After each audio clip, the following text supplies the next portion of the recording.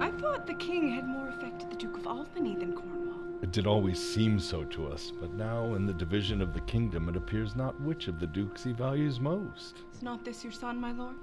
His breeding hath been in my charge, but I have so often blushed to acknowledge him that now I'm braced to it. I cannot conceive you. This young fellow's mother could, whereupon she grew round, wombed, and had indeed a son for her cradle, ere she had a husband for her bed. Do you smell a fault? I cannot wish the fault undone, the issue of it being so proper. But I have a son by order of law, who yet is no dear in my account. Though this knave came something saucily into the world before he was sent for, yet his mother was fair. Ooh, there was some good sport in her making. And now the whoreson must be acknowledged. Know you this noble gentlewoman, Edmund? No, my lord. My lady of Kent. Remember her hereafter as my honorable friend. My service to your ladyship. I must love you and so to know you better. Ma'am, I shall study, deserving. He hath been out some 9 years, and away he shall again. Here comes the king.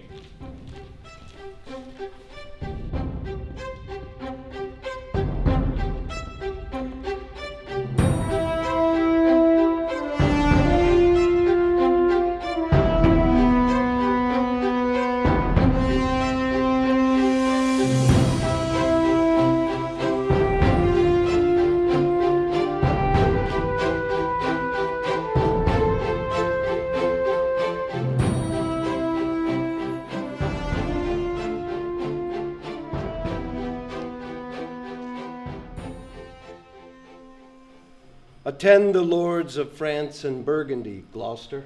Aye, my good lord. Meantime, we shall express our darker purpose. Give me the map there.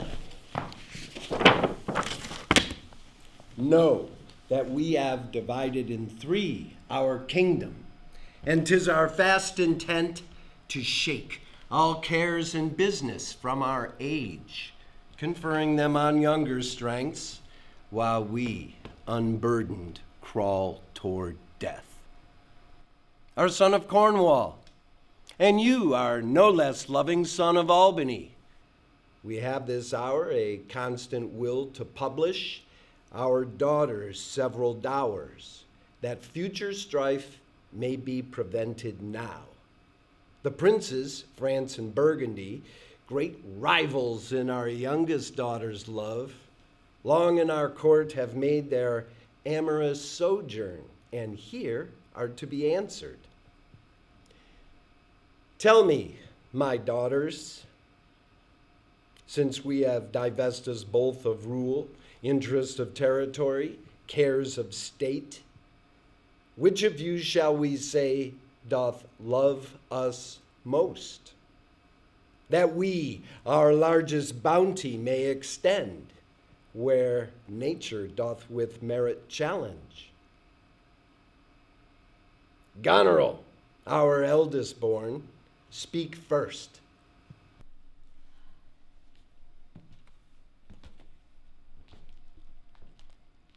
Sir, I love you more than word can wield the matter, dearer than eyesight, space, and liberty, beyond what can be valued rich or rare, no less than life with grace, health, beauty, honor, as much as child loved or father found, a love that makes breath poor and speech unable. Beyond all manner of so much, I love you.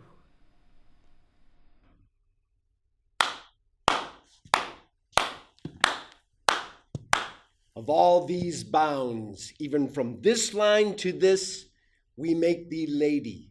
To thine and Albany's issues be this perpetual. What says our second daughter, our dearest Regan, wife of Cornwall? Speak.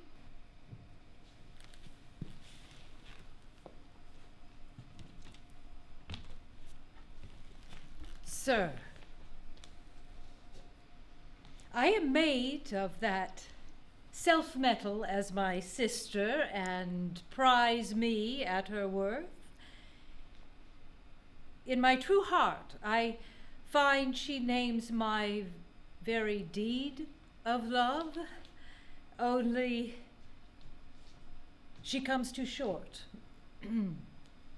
That I profess myself an enemy to all other joys which the most precious square of sense professes, and find I am alone felicitate in your dear Highness's love.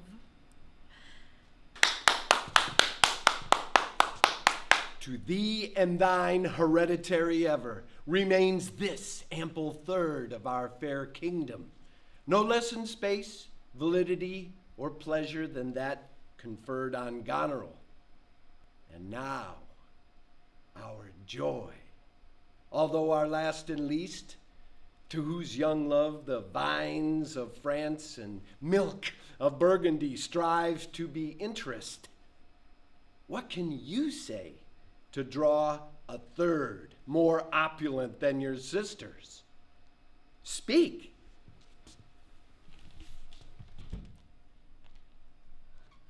Nothing, my lord. Nothing? Nothing. Nothing will come of nothing. Speak again. Unhappy that I am, I cannot heave my heart into my mouth. I love your majesty according to my bond, no more nor less. How, Cordelia? Mend your speech a little, lest you may mar your fortunes. My lord, you have begot me, bred me, loved me. I return those duties back as are right fit, obey you, love you, and most honor you. Why have my sisters husbands when they say they love you all? Happily, when I shall wed, that lord whose hand must take my plight shall carry half my love with him, half my care and duty. But goes thy heart with this? Aye, my good lord. So young and so untender? So young, my lord, and true. Let it be so. Thy truth then be thy dower, for by the sacred radiance of the sun, from whom we do exist and cease to be, here I disclaim all my paternal care, propinquity and property of blood, and as a stranger to my heart and me, hold thee from this forever. Good, my liege. Peace, Kent. Hence, and avoid my sight. Cornwall and Albany, with my 2 daughters' dowers, digest the third. Let pride, which she calls plainness, marry her. I do invest you jointly with my power, preeminence, and all the large effects that troop with majesty. Ourself by monthly course, with a reservation of 100 nights, by you to be sustained. We shall make our abode with you by due turn. Only we shall retain the name and all the addition to a king, which to confirm this coronet part between you. Royal Lear, whom I have ever honored as my king, loved as my father, as my master followed. The bow is bent and drawn. Make from the Let shaft! it fall, rather, though the fork invade the region of my heart. Be Kent unmannerly when Lear is mad? What wouldst thou do, old man? Think'st thou that duty have dread to speak when power to flattery bows? Kent on thy life, no more! My life I never held but as a pawn to wage against thine enemies, ne'er fear to lose it, thy safety being motive. Out of my sight! See better, Lear, and let me still remain the true blank of thine eye. O vassal, miscreant! Sir, forbear! Revoke thy gift, or whilst I can vent clamor from my throat, I'll tell thee thou dost evil. Hear me, recreant. On thine allegiance, hear me. That thou hast sought to make us break our vows, which we durst never yet. Take thy reward. 5 days we do allot thee for provisions to shield thee from disasters of the world. And on the 6th, to turn thy hated back upon our kingdom. If on the next day following thy banished trunk be found in our dominions, the moment is thy death. Away! Fare thee well, king. Sith thus thou wilt appear, freedom lives hence, and banishment is here. The God which fed your shelter take thee made, that justly thinks and hast most rightly said. And your large speeches may your deeds approve, that good effects may spring from your words of love. Thus Kent, O princes, bids you all adieu. He'll shape his old course in a country new.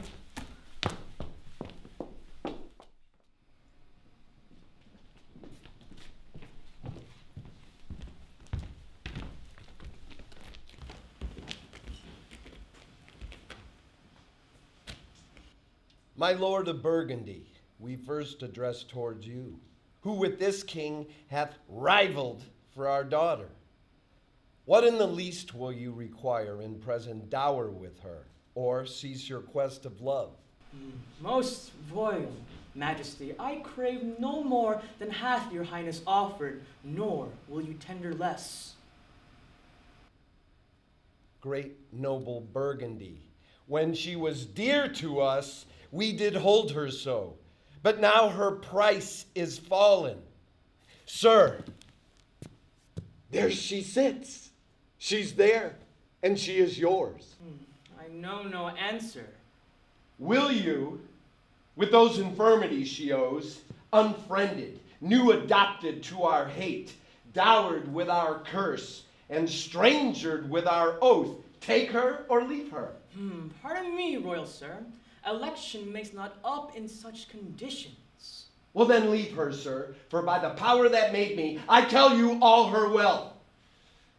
For you, great king, I would not from your love make such a stray to match you where I hate. Therefore, beseech you to avert your liking a more worthier way. This is most strange. That she, whom even but now was your object, the argument of your praise, the balm of your age, the best, the dearest, should in this trice of time commit a thing so monstrous to dismantle so many folds of favor. I yet beseech your majesty, before I want that glib and oily art, to speak, and purpose not, since what I will intend, I'll do it before I speak.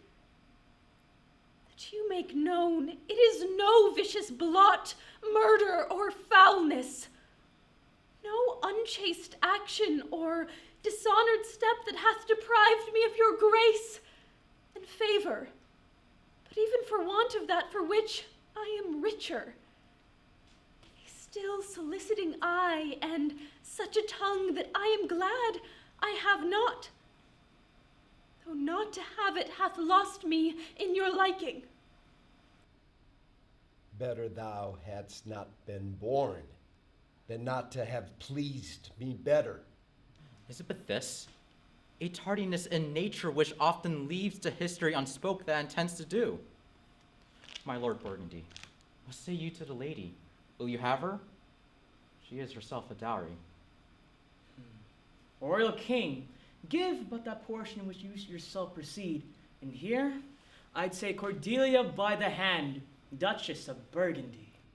Nothing. I have sworn. I am firm. I'm so sorry then that you must lose a father, that you must also lose a husband. Peace be with Burgundy. Since that respect and fortunes are his love, I shall not be his wife. Fairest Cordelia, Thou art most rich being poor, most choice forsaken, and most loved despised. Thee and thy virtues here I seize upon, thy dowerless daughter, king, thrown to my chance, is queen of us, of ours, of our fair France. Thou hast her, France. Let her be thine. For we have no such daughter, nor shall ever see that face of hers again. Therefore, be gone. Without our grace, our love, our benison. Bid farewell to your sisters. The jewels of our father. With washed eyes, Cordelia leaves you. I know you what you are, and like a sister am most loath to call your faults as they are named. Love well our father. To your professed bosoms I commit him. But yet, alas, stood I within his grace, I would prefer him to a better place. So farewell to you both. Prescribe not us our duty. Let your study be to content your lord, who hath received you at fortune's alms. You have obedience scanted, and well are worth the want that you have wanted. Time shall unfold what plighted cunning hides. Who covers faults, at last with shame derides. Well may you prosper. Come, my fair Cordelia. I think our father will hence tonight. That's most certain. And with you, next month with us. You see how full of changes his age is. He always loved our sister most. 'Tis the infirmity of his age. Pray you let us sit together. If our father carries authority with such disposition as he bears, this last surrender of his will but offend us. We shall further think on it. We must do something, and if the heat.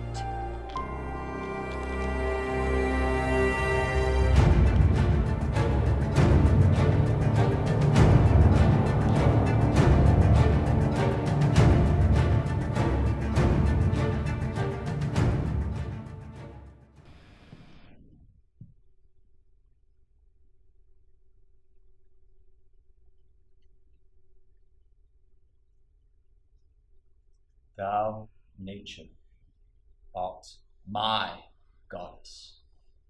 To thy law my services are bound. Wherefore should I stand in the plague of custom and permit the curiosity of nations to deprive me? For that I am 12, 14 moonshines lag a brother? Why, bastard? Wherefore base? My dimensions are as compact, my mind is generous, and my shape is true as honest madam's issue. Why brand they us with baseness, bastardy? Base. Who in the lusty stealth of nature take more composition and fierce quality than doth within a dull, stale, tired bed, got creating a whole tribe of fops, got tween sleep and awake? Well then, legitimate Edgar, I must have your land. Our father's love is to the bastard Edmund as to the legitimate. Fine word, legitimate. Well, my legitimate. If this letter speed and my invention thrive, Edmund the base shall top the legitimate. I grow, I prosper. Now gods, stand up for bastards! Kent banished thus, and France in call apart, and the king gone tonight, all this done upon the gad. Ed, how now? What news? So please your lordship, none. Why so earnestly seek you to put up that letter? I know no news, my lord. What paper were you reading? Nothing, my lord. No?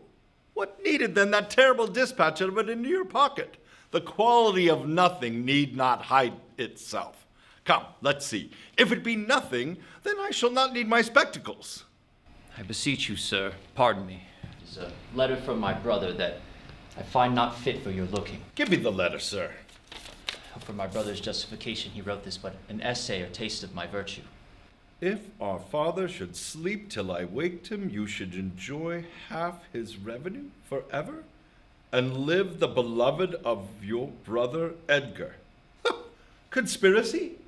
Sleep till I waked him? Enjoy half his revenue? What? My son Edgar? When came he to this? Who brought it? I found it, thrown in the casement of my closet. Villain! Villain! Go, sirrah, seek him. I'll apprehend him. Abominable villain! Where is he? I do not know well, my lord. He cannot be such a monster, Edmund. Go, seek him. Out! I will seek him, sir, presently. These late eclipses of the sun and moon portend no good to us. Love cools, friendship falls off, brothers divide. In cities, mutinies.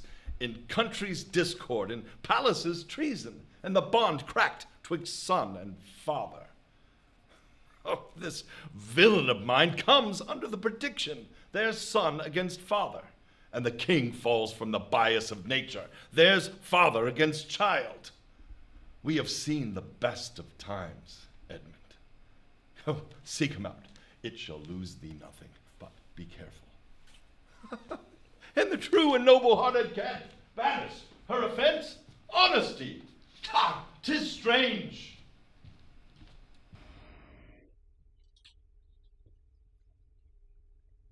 This is the excellent foppery of the world. That when we are sick in fortune, often surfeits of our own behavior, we make guilty our disasters the sun, the moon, the stars, as if we are villains on necessity, fools of heavenly compulsion, knaves, thieves, and treachers of spherical predominance, drunkards, liars, adulterers of an enforced obedience of planetary influence, and all that we are evil in, by a divine thrusting on.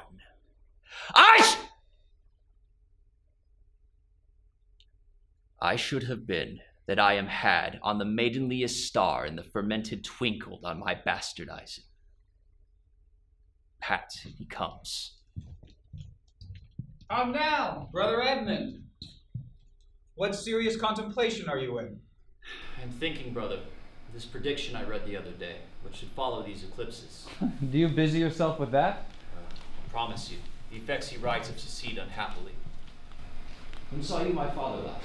The night gone by. Parted you in good terms? Found you no displeasure by him in word nor countenance? None at all. Bethink yourself wherein you may have offended him, and at my entreaty forbear his presence until some little time hath qualified the heat of his displeasure, which at this instant so rageth in him, with the mischief of your person it would scarcely allay. Some villain hath done me wrong. That is my fear. I pray you, retire with me to my lodgings, from whence I will hastily bring you to hear my lord speak. Pray you, here is my key. If you do stir abroad, go armed. Armed, brother? I advise you to the best. I have told you what I have seen and what I've heard, but faintly, nothing to the image and horror of it. What, shall I hear from you anon? I do serve you in this business. Let me, if not by birth, have land by wit. All with me's meet, that I can fashion fit.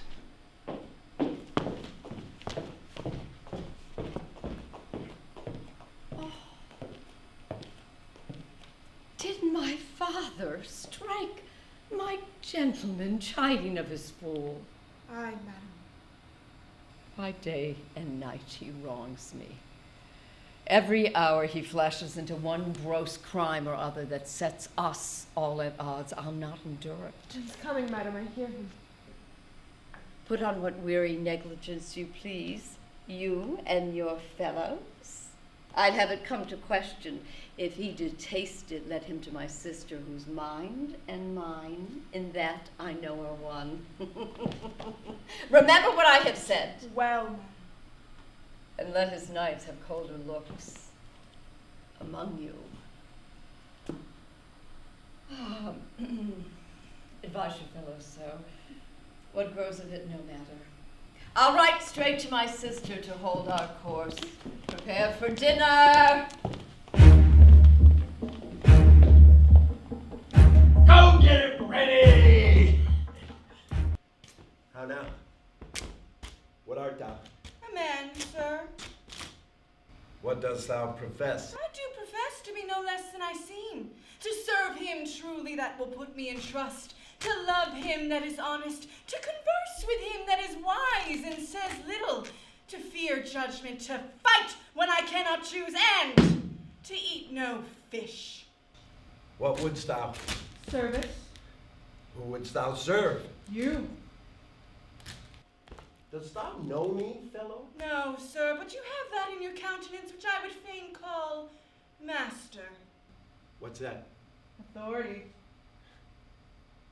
Follow me! Thou shalt serve me. If I like thee no worse after dinner, I will not part from thee yet. Dinner! Ho! Dinner! Where's my name? My fool! Go you and call my fool hither. You, sir. Where's my daughter? What says the fellow there? Call that clockpole back! Ho! Where's my fool? I think the world's asleep. How now? Where's that mongrel? He says, my lord, your daughter is not well. Why not came the slave back to me when I called him? Go you, tell my daughter I would speak with her. Go you, call hither my fool. Oh, you, sir. You come hither, sir. Who am I, sir? My lady's father. My lady's father? You whoreson dog. You slave. You cur! Not be stricken, my lord. Nor tricked neither. I thank thee, fellow. Thou servest me, and I'll love thee. Come, sir, arise away. I'll show you differences. Arise away! Now, my friendly knave, I thank thee. There's earnest of thy service. Let me hire him too! Here's my coxcomb. How now, my pretty knave? How dost thou? Sarah, you were best take my coxcomb. Why, fool? Why? For taking one's part that's out of favor. Nay, and thou canst not smile as the wind sits. Thou wilt catch cold shortly. There, take my coxcomb. Why, this fellow has banished 2 of his daughters and did the 3rd a blessing against his will. If thou follows him, thou must needs wear my coxcomb. Oh, how now, nuncle? Would I have 2 coxcombs and 2 daughters? Why, boy? Why, if I gave them all my living, I'd keep my coxcombs myself. There's mine. Beg another of thy daughters. Take heed, sirrah, the whip. Truth's a dog must a kennel. He must be whipped out when the lady brat may stand by the fire and stink. A pestilent gall to me. Sirrah, I'll teach thee a speech. Do. Mark it, nuncle. Have more than thou showest. Speak less than thou knowest. I lend less than thou owest. Ride more than thou goest. Set less than thou trowest. Learn more than thou throwest. Leave thy drink and thy whore, and keep in a door, and thou shalt have more than 2 tenths to a score. This is nothing, fool. Then 'tis like the breath of an unfeed lawyer. You gave me nothing for it. Can you make no use of nothing, nuncle?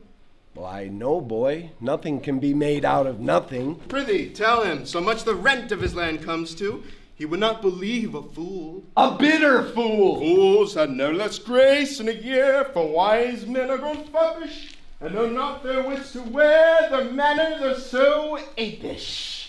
When were you wont to be so full of songs, Sirrah? I have used it, nuncle, ever since thou madest thy daughters thy mothers. For when thou gavest them the rod and putst down thine own breeches. How now, daughter? What makes that frontlet on? You are too much of late of the frown. Oh, thou wast a pretty fellow when thou hadst no need to care for her frowning. Now thou art an O without a figure. Oh, yes, forsooth, ma'am. I will hold my tongue. Mum, this is a shelled peas cod.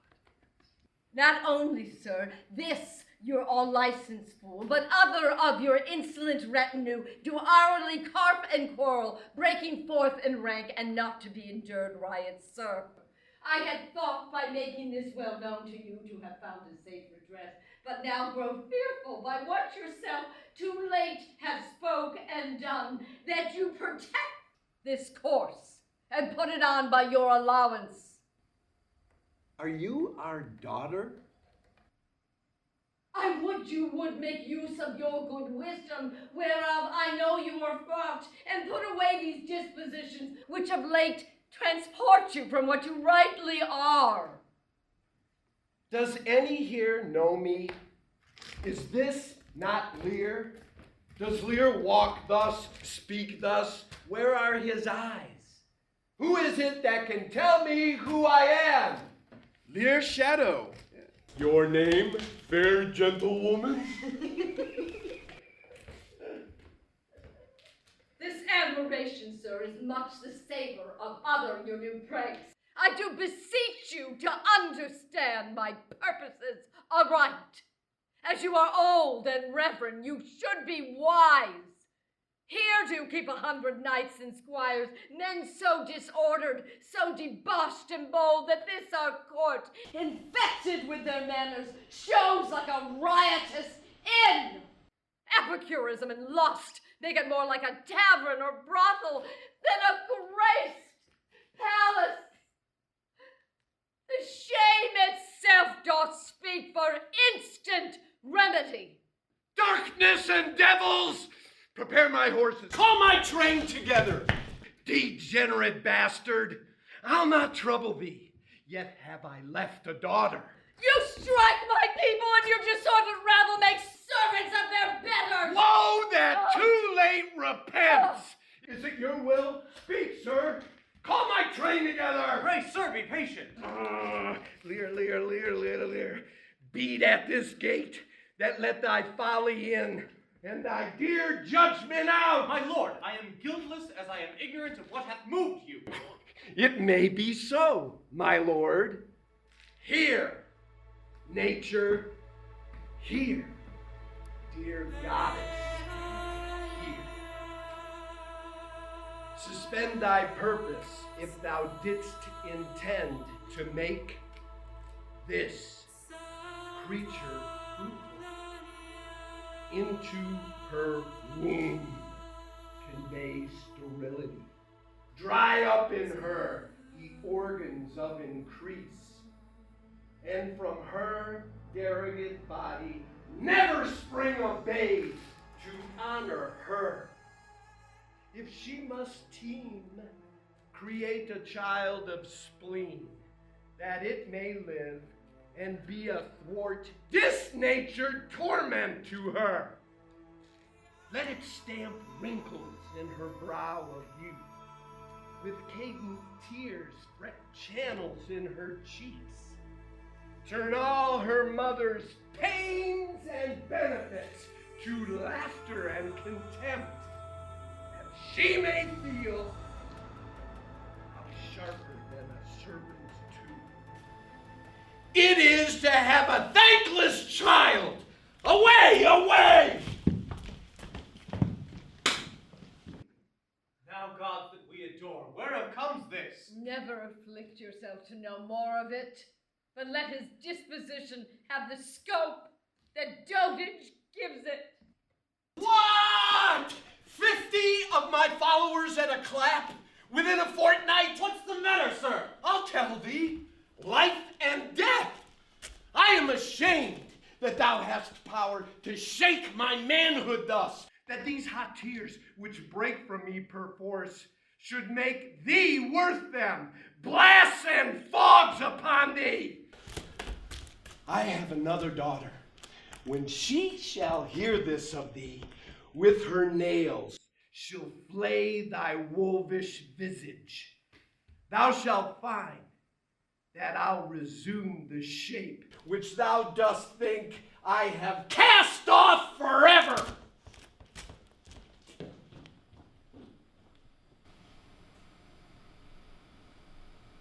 Do you mark that, my lord? I cannot be so partial, Goneril, to the great love I bear you. Pray you content. Oswald, I say, 100 knights? 'Tis politic and safe to let him keep at point 100 knights. Yes, on every dream each buzz fancy complaint dislike, that he may enguard his dotage with their powers, and hold our lives in mercy. Oswald, I say! Well, you may fear too far. Safer than trust too far, I know his heart. What he hath uttered, I have writ my sister, if she sustain him and his 100 knights, when I have showed the unfitness. How now, Oswald? Have you writ that letter to my sister? Aye, madam. Oh, go, get thee gone, and hasten your return.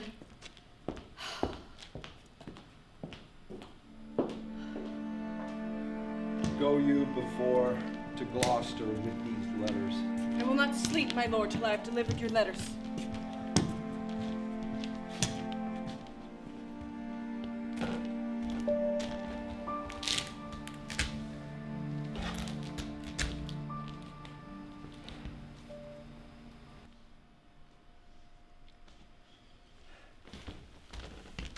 Shalt see, thy other daughter will use thee kindly, for though she's like a crab's like an apple, yet I can tell what I can tell.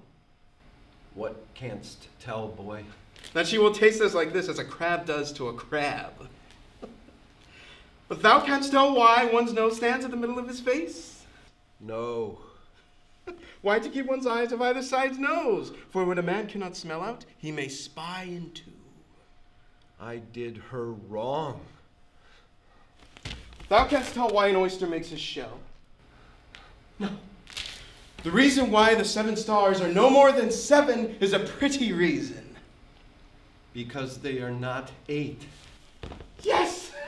Indeed! Thou wouldst make a good fool. To take it again, perforce. Monster ingratitude! If thou wert my fool, nuncle, I'd have thee beaten for being old before thy time. How's that? Thou shalt not have been old till thou hadst been wise. Oh, let me not be mad. Not mad. Sweet heaven, keep me in temper. I would not be mad. How now? Are the horses ready? Ready, my lord.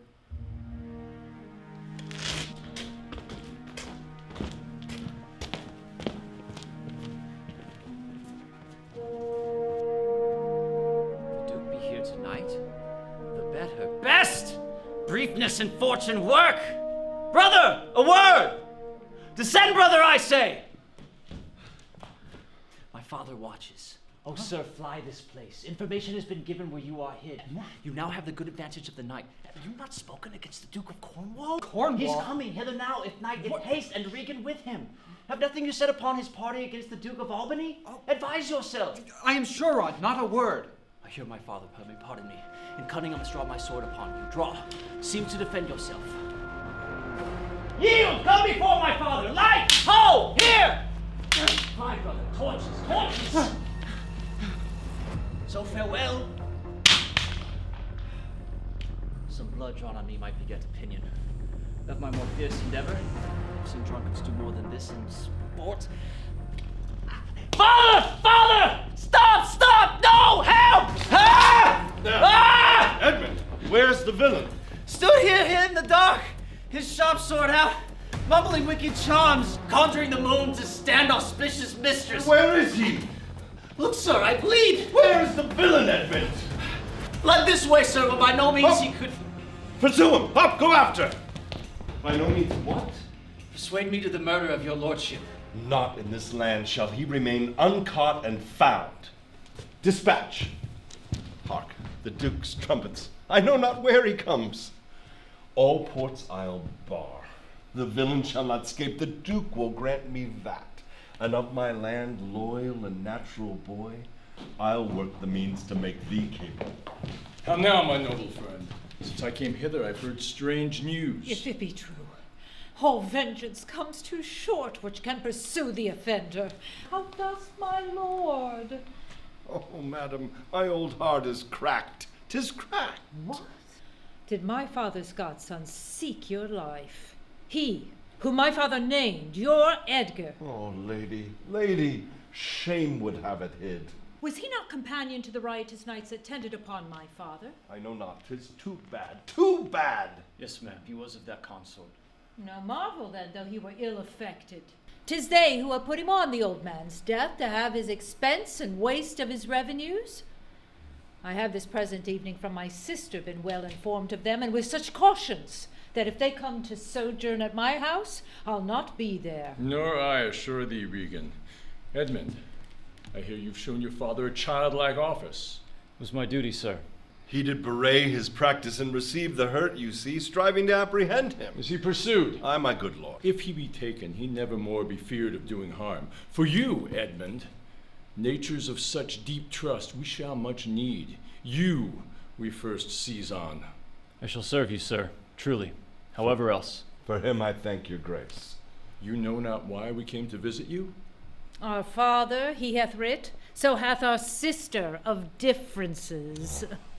Our good old friend. Lay comfort to your bosom, and bestow your much-needed counsel to our businesses, which craves the instant use. Madam, I serve you. Your graces are right welcome.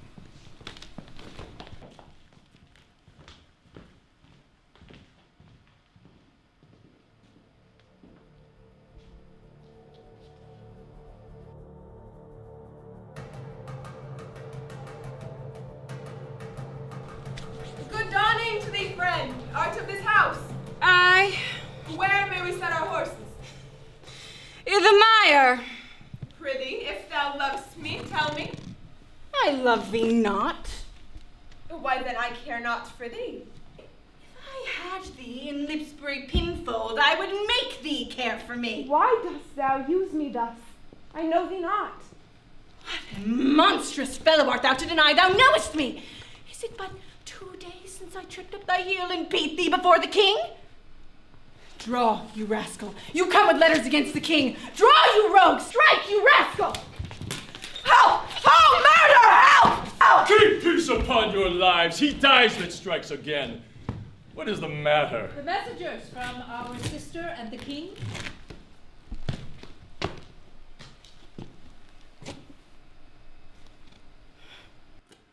Speak yet. How grew your quarrel? This ruffian, sir, whose life I have spared. Spared, you rat tail? Sirrah, you beastly knave. Have you no reverence? Yes, sir, but anger hath privilege. Why art thou angry? That such a slave as this should wear a sword who wears no honesty. How fell you out? Say that. His countenance likes me not. No, sir, perchance 'tis mine. Nor his, nor hers. Sir, 'tis my occupation to be plain. I have seen better faces in my time than stand on any shoulder I see before me in this instant. What means to buy this? To go out of my dialect, which you discommend so much. I know, sir, I am no flatterer. Fetch forth the stocks. As I have life and honor, there shall he sit till noon. Till noon, my lord? Till night, and all night, too. Why, madam, if I were your father's dog, you should not use me so. Sir, being his knave, I will. This is a fellow of the self-same color our sister speaks of. The king, his master, needs must take it ill that he so slightly valued and his messenger should have him thus restrained. Our sister may receive it much more worse to have her gentleman abused, assaulted for following her affairs. Put in his legs. Come, my lord, away.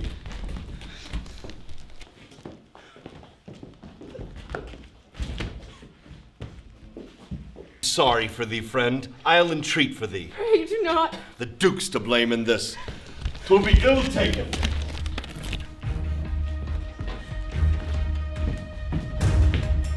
Fortune, good night. smile once more, turn thy wheel.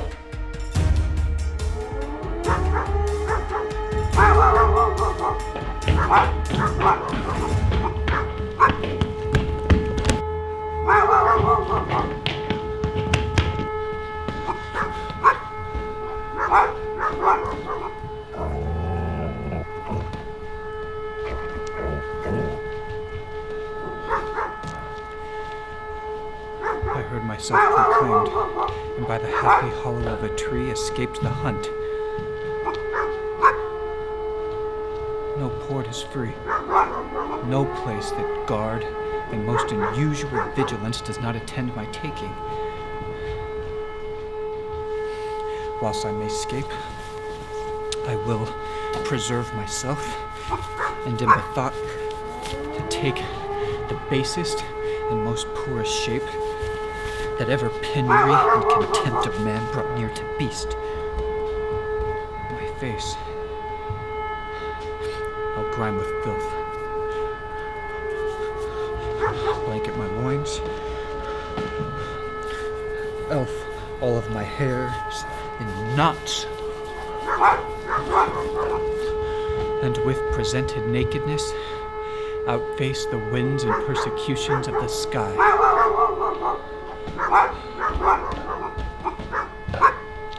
The country gives me proof and precedence of bedlam beggars who strike up in their numbed and mortified arms pins, wooden pricks, nails, sprigs of rosemary, and with this horrible object from low farms, poor pelting villages, sheepcotes and mills, sometimes with lunatic bands, sometimes with prayers enforce their charity. Poor Tom!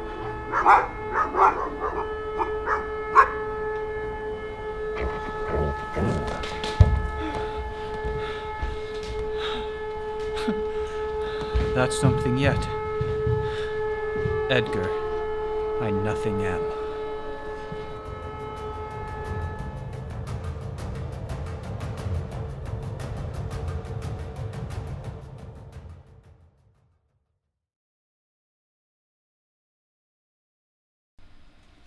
Tis strange that they should so depart from home and not send back my messengers. Hail to thee, noble master!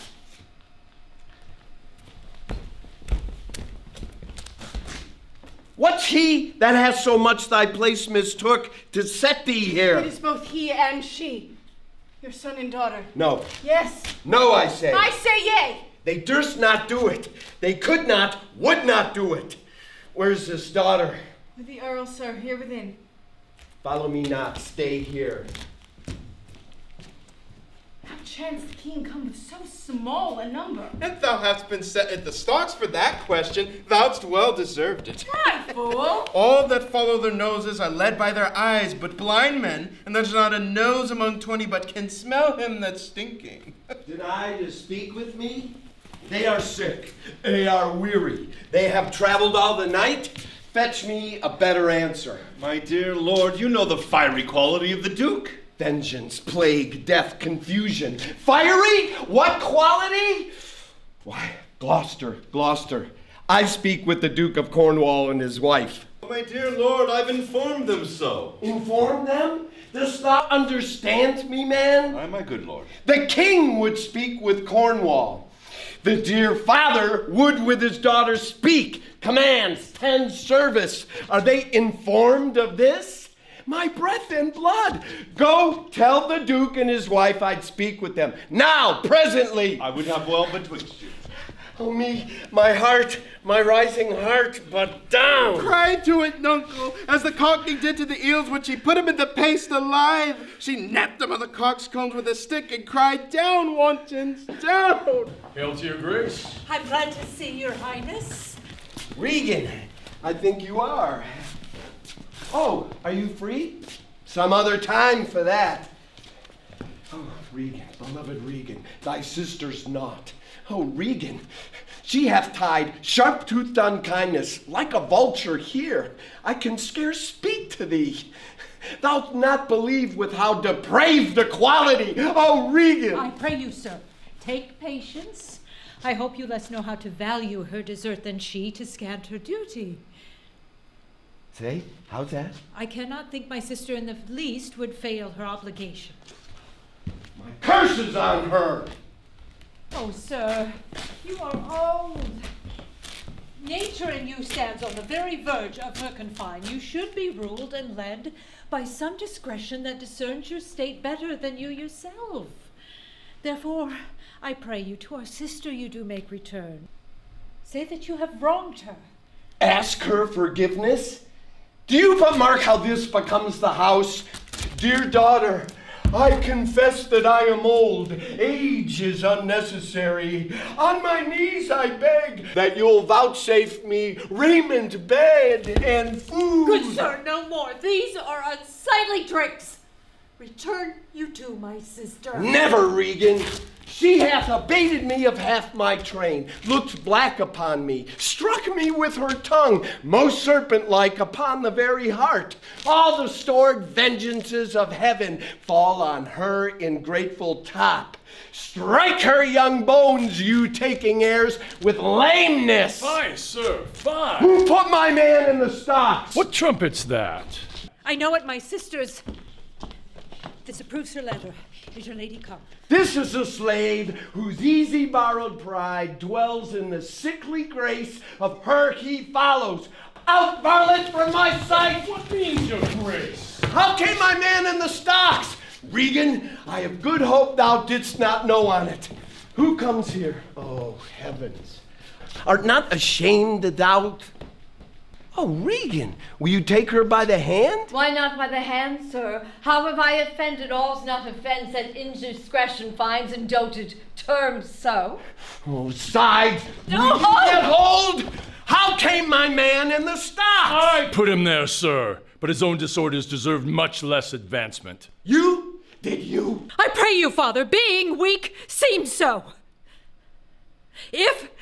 till the expiration of your month you will return and sojourn with my sister, dismissing half your train. Come then to me.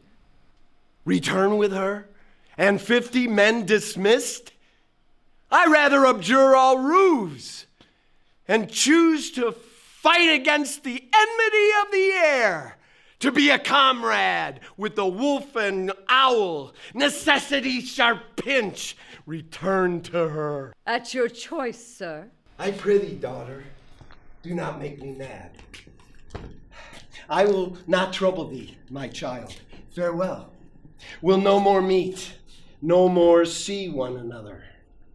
But yet, thou art my flesh, my blood, my daughter. Or rather, a disease that's in my flesh that I must needs call mine. Thou art a boil, a plague sore, or embossed carbuncle in my corrupted blood. But I'll not chide thee. I can be patient. I can stay with Regan, I and my 100 knights. Not altogether so, sir.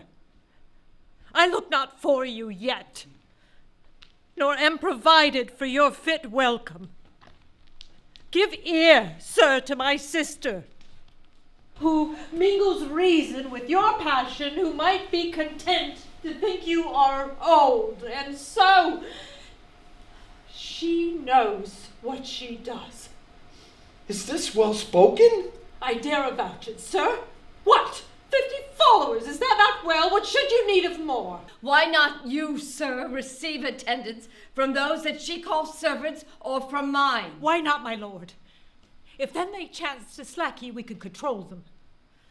If you come to me, for now I spy a danger, I entreat you to bring but 25. To no more will I give place or notice. I gave you all. And in good time you gave it. Made you my guardians, my depositaries, but kept a reservation to be followed with such a number. What, must I come to you with 25? Regan said you so? And speak it again, my lord.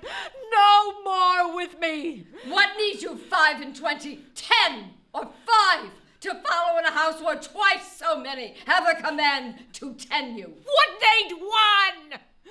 Oh, reason, not the need.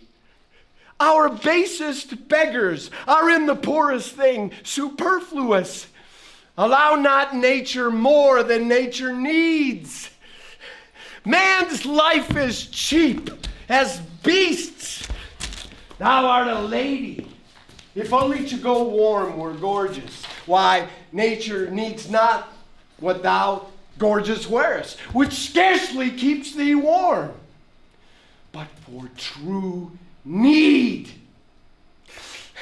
you heavens, give me patience. That patience I need.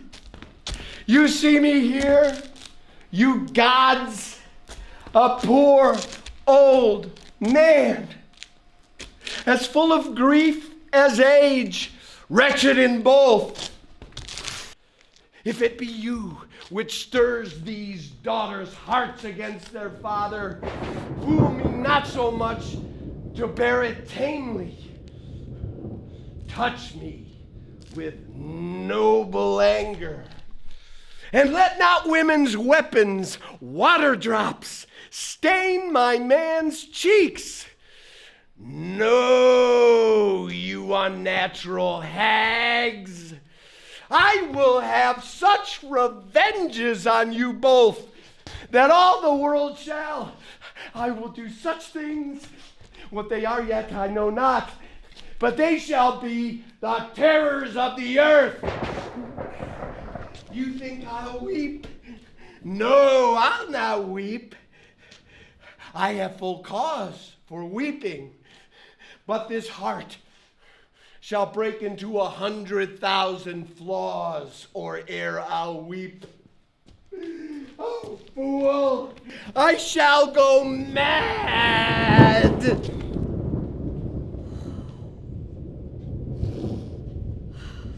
Let us withdraw. 'Twill be a storm. His house is little. The old man and his people cannot be well bestowed. 'Tis his own blame that has put himself from rest, and he must needs taste his folly. For his particular, I would receive him gladly, but not one follower. So am I purposed. Where is my Lord of Gloucester? The king is in high rage. Whither is he going? He calls to horse, but whither I know not where. 'Tis best to give him way. He leads himself. My lord, entreat him by no means to stay. Alack, the night comes on, and the high winds do sorely ruffle. For miles about there's scarce a bush. Oh, sir, to willful men, the injuries that they themselves procure must be their schoolmasters. Shut up your doors. Shut up your doors, my lord. 'Tis a wild night. My Regan counsels well. Come out of the storm.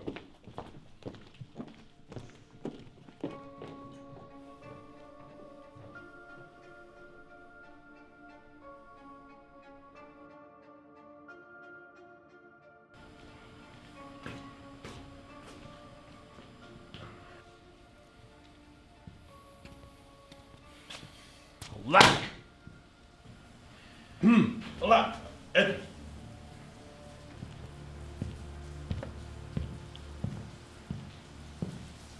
I like not this unnatural deed. When I desired their leave that I might pity him, they took from me the use of mine own house, charged me on pain of perpetual displeasure, neither to speak of him, entreat for him, nor in any way sustain him. Most savage and unnatural. Go to, say nothing. There is division between the dukes, and a worse matter than that. I have received this night a letter. 'Tis dangerous to be spoken of, and I have locked the letter in my closet. These injuries that the king now bears will be revenged home. There's part of a power from France already footed. We must incline the king. I will continue privily to leave him. Go you and maintain talk with the duke, that my charity of him be not perceived. And if he asks for me, say I'm ill and gone to bed. And if I die for it, which no less is threatened me, the king, my old master, must be relieved. These are strange things toward Edmund. Pray, be careful.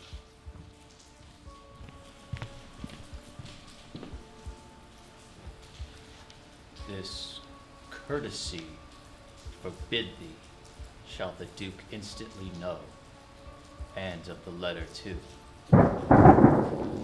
Seems a fair deserving must make me that which my father loses no less than all. The younger rises, and the old doth fall.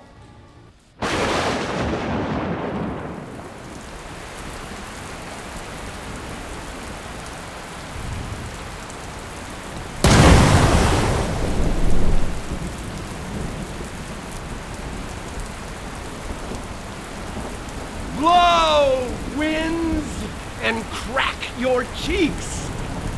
Rage, blow, you cataracts and hurricanos. Spout till you have drenched our steeples. Drown the cocks. You and thought-executing fires on couriers of oak-cleaving thunderbolt. Singe my white head. And now, all shaking thunder, strike flat the thick rotundity of the world. Crack nature's molds, all Germans spill at once, that making grateful man. That's thy daughter's blessing. Here's a knight that is neither wise man nor fool. Rumble thy belly full, spitfires, spout rain. Nor rain, wind, thunder, fire are my daughters. I tax not you, you elements, with unkindness. I never gave you kingdom, called you children. You owe me no subscription. Then let fall your horrible pleasure. Here I stand, your slave, a poor, infirm, weak, and despised old man.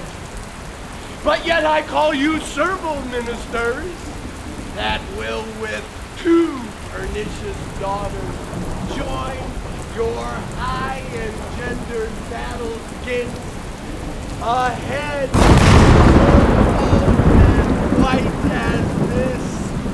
Oh, 'tis foul. He that has the house to put his head in has a good headpiece. No, I will be the pattern of all patience. I will say nothing. Who's there? Alas, sir, are you here? Let the great God that keep this dreadful putter o'er our heads find out their enemies now. I am a man more sinned against than sinning. Gracious, my lord. Hard by here is the house. Close again. By which no. Come, my boy. How dost thou? I hold myself. Where is this straw, my fellow? Come, lead us to this hovel. Poor fool and knave. I have one part in my heart and sorry yet grieved. Here is the place, my lord. Good, my lord, enter. The tyranny of the open night is too rough for nature to endure. Let me alone. Good, my lord, enter here. Wilt break my heart? I have rather break mine own. Good, my lord, enter. Good boy, go first. Nay, get me in. I'll pray, and then I'll sleep.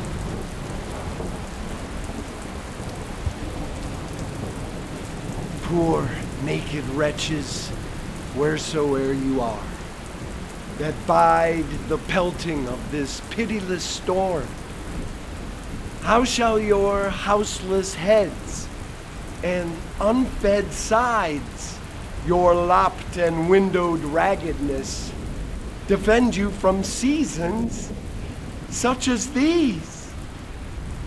Oh, I have ta'en too little care of this. Help me! Help me! Who's there? A spirit! A spirit! What are that disgruntled there in the straw? Come forth! Away! The foul fiend follows me. Through the sharp hawthorn blow the winds. Go to thy bed and warm thee. Didst thou give all to thy daughters, and art thou come to this? Who gives anything to poor Tom, whom the foul fiend hath led through fire and flame, through ford and whirlpool, or bog and quagmire? Bless the five wits, Tom's a cold. Oh, no, Has his daughters led him to this pass? Couldst thou save nothing? Wouldst thou give them all? Nay, he reserved the blanket, else we had been all shamed. Now all the plagues that in the pendulous air hang, faded o'er men's faults, light on thy daughters. He hath no daughters, sir. Death, traitor! Nothing could have subdued nature to such a lowness than his unkind daughters. Is it the fashion that discarded fathers would have such little mercy on their flesh? Judicious punishment! 'Twas this flesh begot those pelican daughters. This cold night will turn us all to fools and madmen. Obey thy parents. Keep thy words justice. Swear not. Commit not with man's sworn spouse. Is man no more than this? Consider him well. Thou owest the worm no silk, the beast no hide, the sheep no wool, the cat no perfume. Huh? Here's three ones are sophisticated. Thou art the thing itself. Unaccommodated man is no more but such a poor, bare, forked animal as thou art. Off, off, you lendings! Come, unbutton here. Prithee, nuncle, be contented. 'Tis a naughty night to swim in. Who's there? What is you seek? What are you there? Your names? Poor Tom, who is whipped from tithing to tithing. How poor Tom's a cold. Go in with me. My duty cannot suffer to obey your daughter's hard commands, though their injunction be for me to bar my doors and let this tyrannous night take hold upon you. Yet have I ventured out to seek you out and bring you where both fire and food is ready. First, let me talk with this philosopher. Importune him once more to go, my lord. His wits begin to unsettle. I do beseech your grace. Oh, cry you mercy, sir. Noble philosopher, your company. Tom's a cold. Go in there. Come. Into the hovel. Let's in all. This way, my lord. With him. I'm still with my philosopher. Good, my lord, suit him. Let him take the fellow. Take him you out. Come on, Sirrah, go along with us. Come, good Athenian. No words, no words. My lord, I may be censored that nature thus give way to loyalty. This is the letter which he spoke of, which approves him an intelligent party to the advantages of France. Oh heavens, this treason were not, nor not I, the detector. I will have my revenge ere I depart this house. If the matter on this paper be certain. True or false, it hath made thee Earl of Gloucester. Seek out where thy father is, that he may be ready for our apprehension.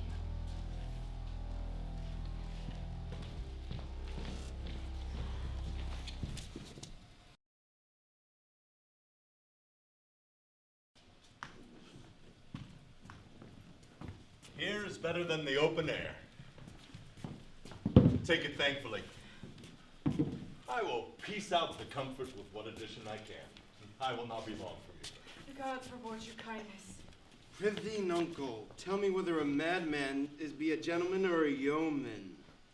A king! A king! No, he's a yeoman that has gentleman to his son. For he's a mad yeoman that sees his son a gentleman before him. To have 1,000 with red burning spits come hissing in upon him. Bless thy 5 wits. Peace, sir. Where is the patience now you so oft have boasted to retain? The little dogs and all. Tray, Blanche, Sweetheart, see, they bark at me. Poor Tom, thy horn is dry. And let them anatomize Regan. See what breeds about her heart. Is there any cause in nature that makes these hard hearts? You, sir, I entertain for one of my 100. Only I do not like the fashion of your garments. You will say they are Persian. Let them be changed. Now, good my lord, lie here and rest a while. Make no noise. Make no noise. Draw the curtains. So, we'll go to supper in the morning. And I'll go to bed at noon. Come hither, fellow. Where is the king, my master? Here, sir, but trouble him not. His wits are gone. Good friend, take him in thy arms. I have overheard a plot of death upon him. Take up. Take up. Follow me.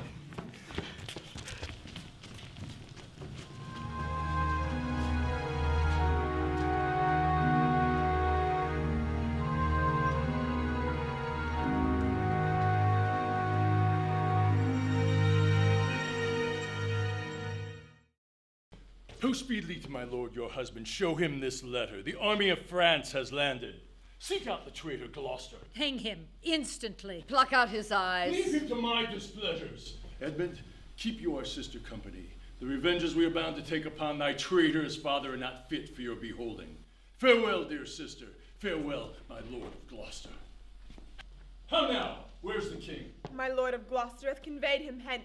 Some 5 and 6 and 30 of his knights are gone with him towards Dover, where they boast to have well-armed friends. Farewell, sweet lord, and my sister. Edmund, farewell.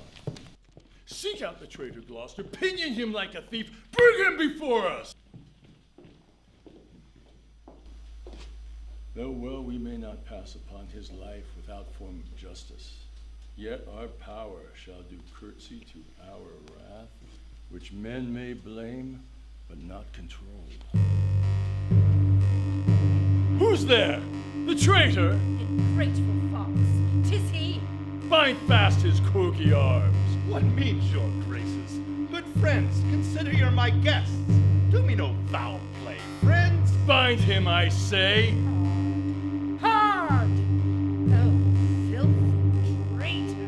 Unmerciful lady, as you are, I'm none. To this chair, bind him! Villain!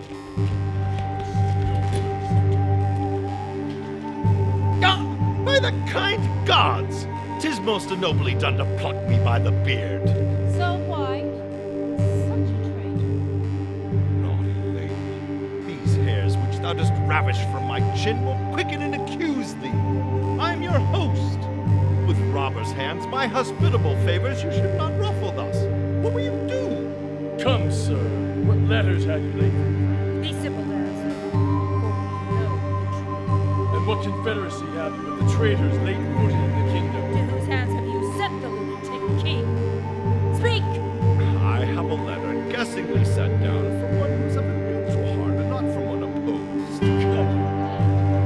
Where hast thou sent the king? To Dover! Wherefore to Dover?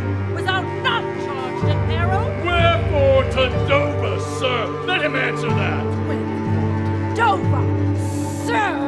Because I will not see my names pluck out his old eyes, but I shall see the winged vengeance overtake such children. Never! Fellows!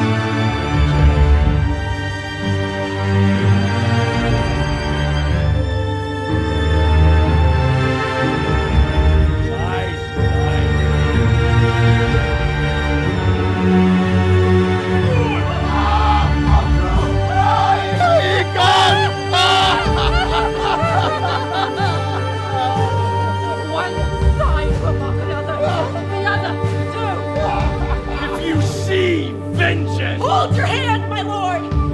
I have served you ever since I was a child, but better service have I never done you than now to bid you hold. How you draw! If you did wear a beard upon your chin, I'd shake it on this quarrel. What do you mean? Nathan, come on and take the chance of Edgar.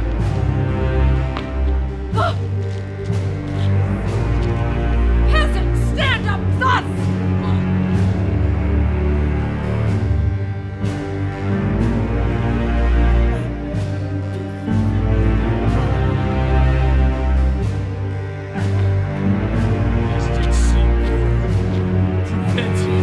Out, vile jelly! Where is thy luster now? All dark and comfortless. There's my son Edmund. Edmund, enkindle all the sparks of nature to quit this horrid act. Out, treacherous villain. Thou callest upon him that hates thee. It was he that made those overtures of thy treasons to us, which are, who is too good to pity thee.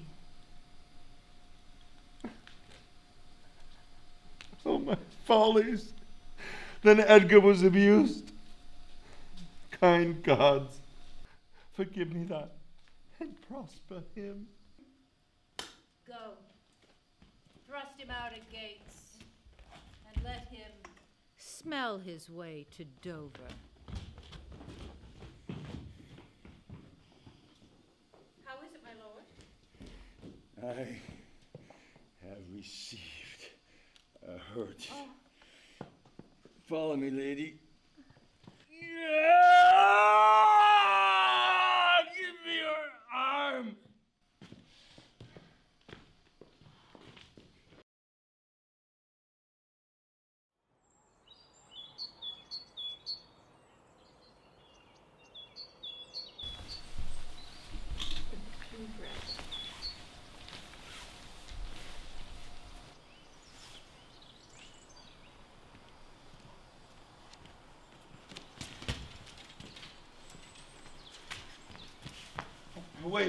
Away, good friend, be gone. You cannot see your way. I have no way, and therefore want no eyes. I stumbled when I saw. How now? Who's there? Is it a beggar, man? Madman, and beggar too. In the last night's storm, I such a fellow saw, which made me think a man a worm. My son came then into my mind, but my mind was scarce friends with him. I have heard more since.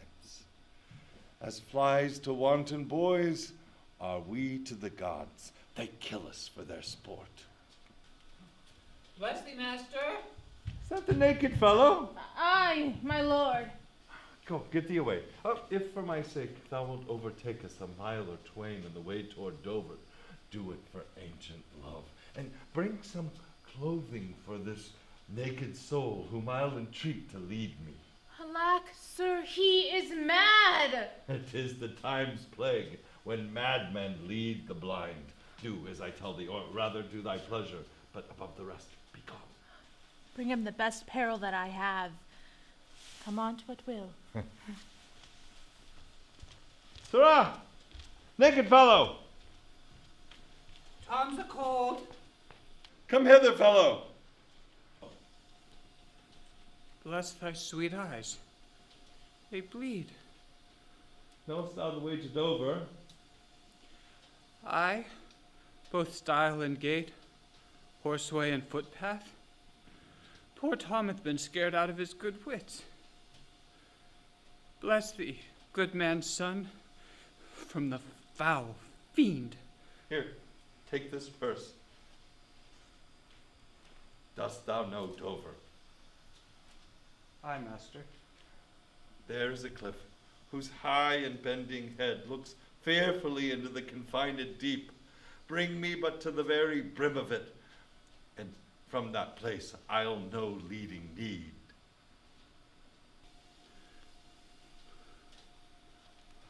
Give me your arm. Poor Tom shall leave thee.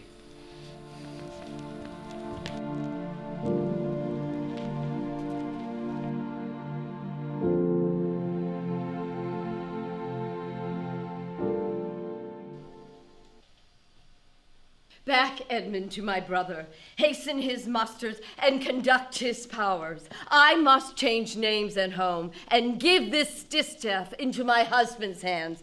This trusty servant shall pass between us. Ere long you are like to hear, if you dare venture in your own behalf, a mistress's command. Wear this. Spare speech.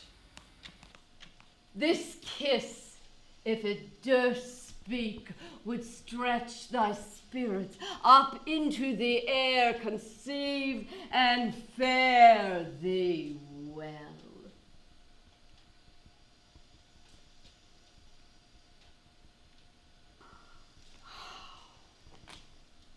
Yours in the ranks of death.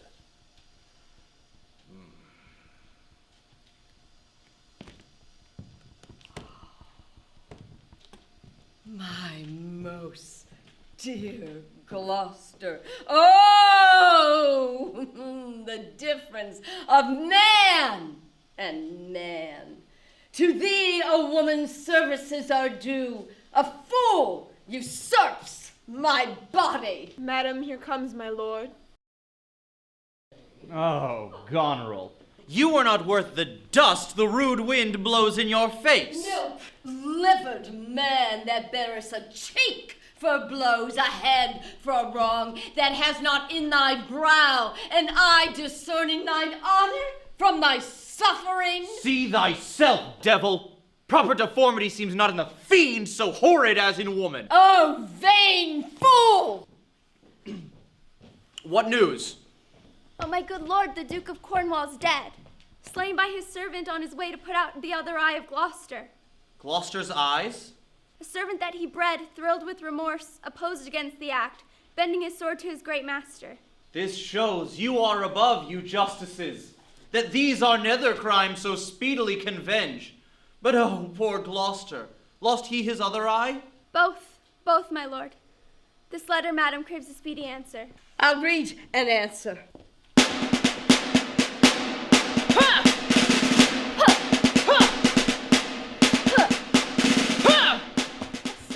Send forth.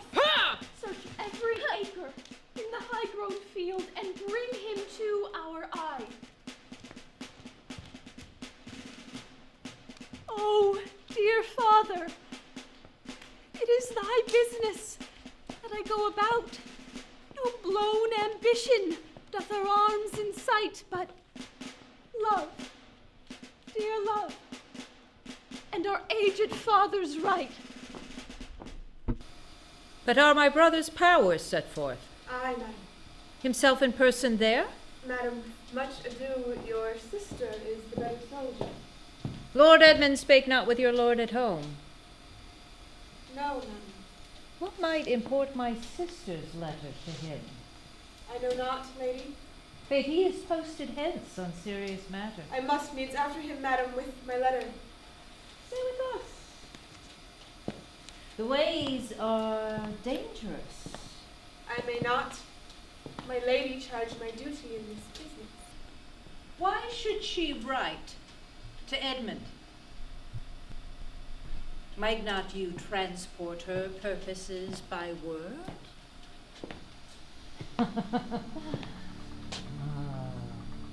Belike some things I know not what. I'll love thee much. Let me unseal the letter. I know your lady does not love her husband. I am sure of that. And as of her late being here, she gave such strange glances and most speaking looks to noble Edmund. I know she is of your bosom. I speak in understanding. You are. I know it. Therefore, I do advise you, take this note. My lord is dead. Edmund and I have talked, and more convenient is he for my hand than for your lady's. So, fare you well. If you do chance to hear of that blind traitor, preferment falls on him that cuts him off.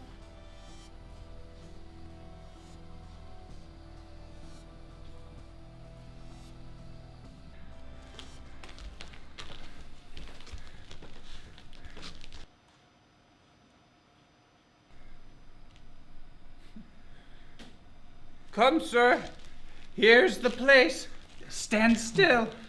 How fearful and dizzy 'tis to cast one's eyes so low. Set me where you stand. Give me your hand.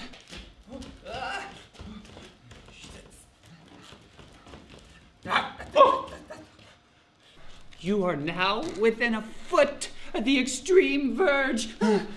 For all beneath the moon would I not leap upright. Let go my hand.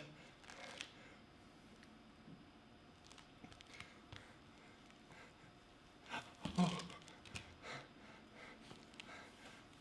Here, friend, is another purse. In it a jewel well worth a poor man's taking. Fairies and gods prosper it with thee. Now, go thou further off. Bid me farewell and let me hear thee going. Gone, sir. Farewell. Oh, ye mighty gods, this great world I do renounce, and in thy sights shake patiently my great affliction off. If Edgar live, bless him. Now, fellow, fare thee well. Oh, sir, farewell.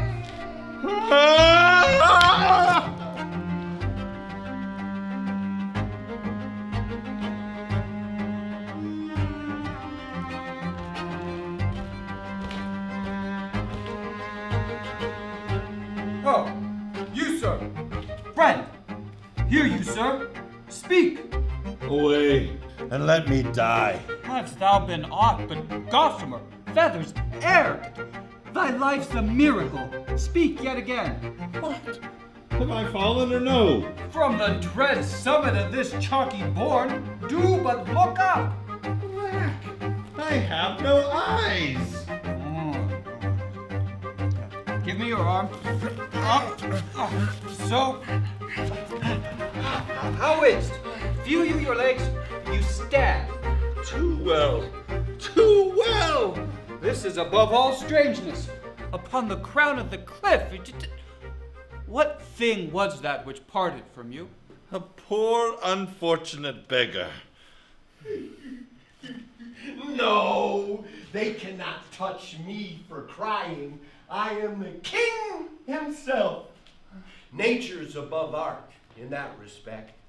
There's your pressed money. That fellow handles his bow like a crow keeper. Draw me a clothier's yard. Look, a mouse. Peace. This piece of toasted cheese will do it. There's my gauntlet. I'll prove it on a giant. Bring up the brown bills. Oh, well flown, bird. In the clout. Give the word. Sweet marjoram. Pass. I know that voice. Ha! Goneril with a white beard? They flattered me like a dog and told me I had the white hairs in my beard ere the black ones were there. They told me I was everything. 'Tis a lie. I am not ague-proof. The trick of that voice I do remember well. Is it not the king? Aye, every inch a king. When I do stare, see how the subject quakes. I pardoned that man's life. What was thy cause? Adultery? Thou shalt not die. Die for adultery? No, the wren goes to it. The small gilded fly doth lecher in my sight. Let copulation thrive, for Gloucester's bastard son was kinder to his father than were my daughters got twin lawful sheets. To it, luxury, pell-mell, for I lack soldiers. Give me an ounce of civet, good apothecary, sweeten my imagination. There's money for thee. Let me kiss thy hand. Let me wipe it first. It smells of mortality. Dost thou know me? I remember thine eyes well enough. Dost thou squinty at me? Read thou this challenge. Mark but the penning of it. Were all thy words suns, I could not see. Read! What? With a case of mine eyes? Oh, ho! Are you there with me?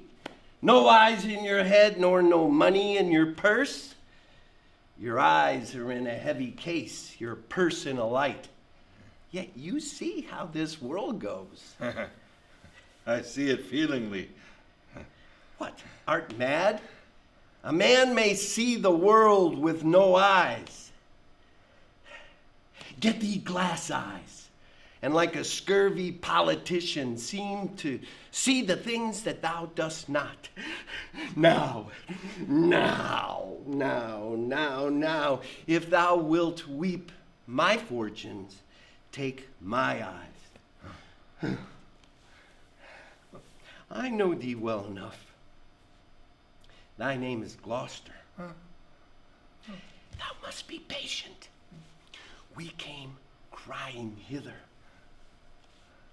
Thou knowest the first time we smell the air, we wail and cry. I will preach to thee. Mark! Alack the day. When we are born, we cry that we are come to this great stage of fools. This a good block. It were a delicate stratagem to shoe a troop of horse with felt. I'll put it in proof. And when I have stolen upon these son-in-laws, then kill.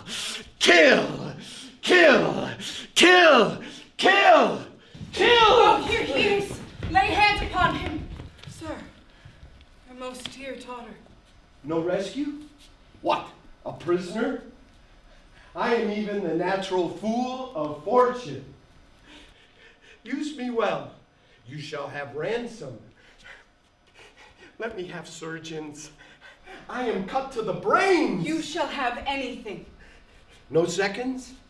All myself?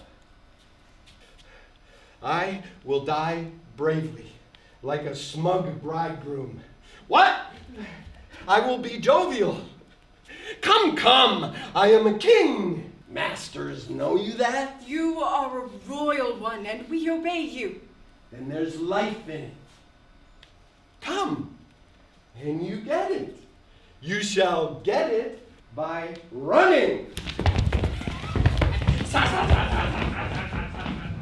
Give me thy hand. I'll lead thee to some biting. Hearty thanks. A proclaimed prize, most happy. That eyeless head of thine was first framed flesh to raise my fortunes. Thou old, unhappy traitor! Briefly thyself remember. The sword is out that must destroy thee. Now, let thy friendly hand put strength enough to it. Gentlemen, go your way and let poor folks pass. Out, dunghill!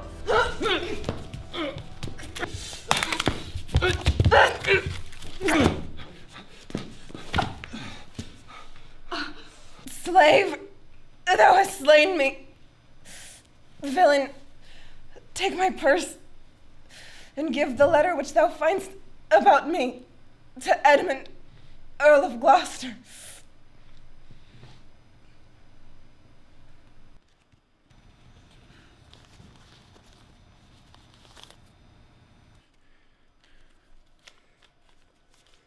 What? Is he dead? Sit down, Father. Rest you. He's dead.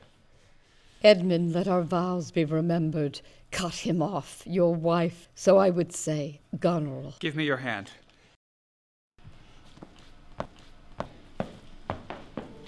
How does the king? So please your majesty that we may wake the king. He hath slept long. Be governed by your knowledge and proceed in this way of your own will. In the heaviness of sleep we put fresh garments on him. Be by, good madam. When we do wake him, I doubt of his temperance. Very well.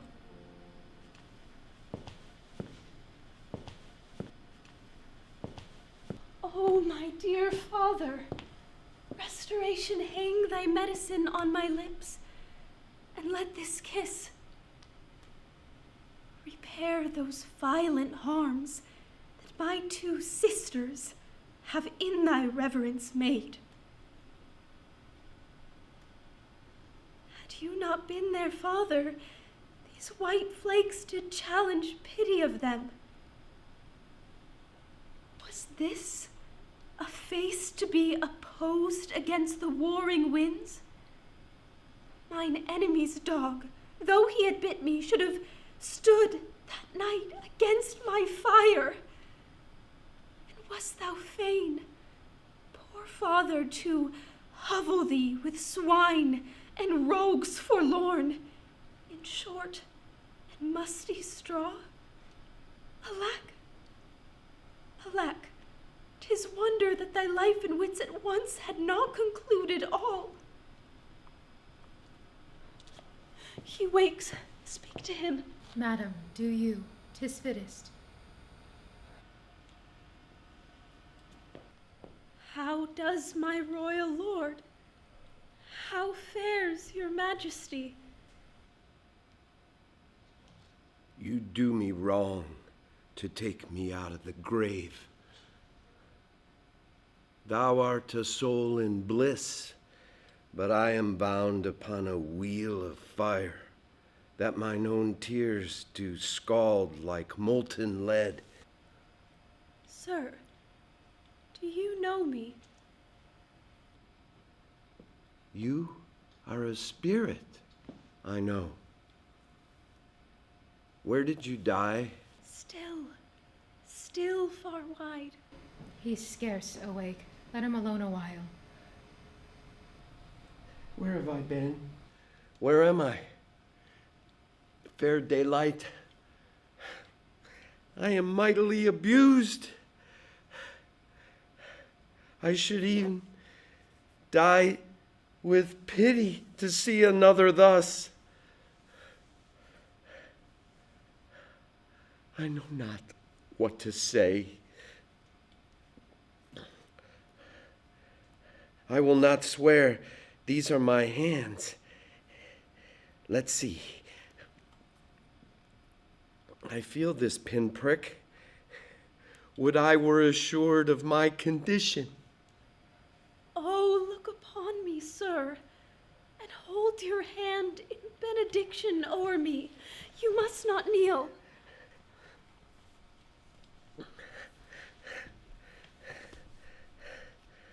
Pray, do not mock me.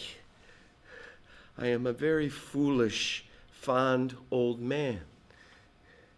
And to deal plainly, I fear I am not in my perfect mind. Methinks I should know you, and know this man.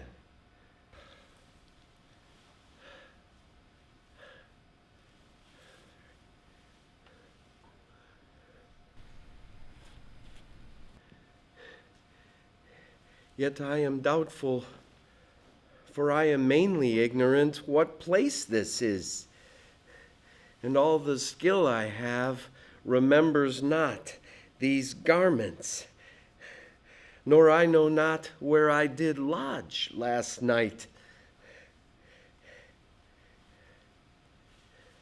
Do not laugh at me, for as I am a man, I think this lady to be My child, Cordelia.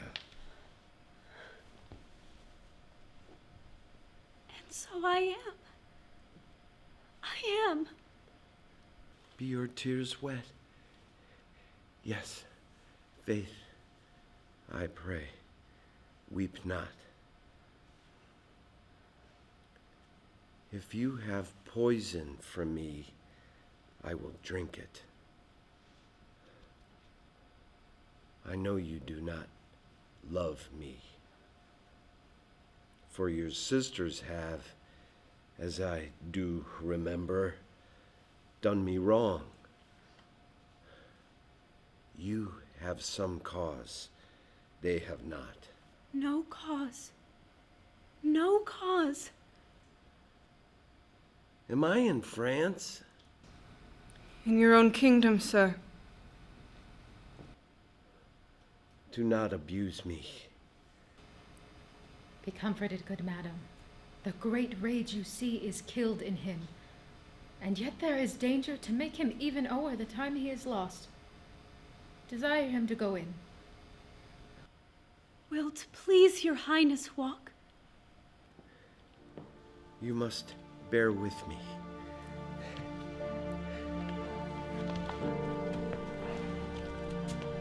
Pray you now. Forget and forgive. I am old and foolish. Now, my sweet lord, you know the goodness that I intend upon you, but tell me truly, but then speak the truth. Do you not love my sister? In honored love. But have you never found my brother's way to the forfended place? This thought abuses you. I am doubtful that you have been conjunct and bosomed with her. No, by mine honor, madam. I never shall endure her. Dear my lord, be not familiar with her. Fear me not. She and the Duke her husband. Our very loving sister, well be met. Sir, this I heard the king has come to his daughter with others whom the rigor of our state forced to cry out. Why is this reasoned? Combined together against the enemies, where these domestic and particular broils are not the question here. Let us then determine with the ancient of war on our proceeding. I will attend you presently. Sister, you'll go with us? No. 'Tis most convenient. Pray, go with us. Oh, I know the riddle. I will go.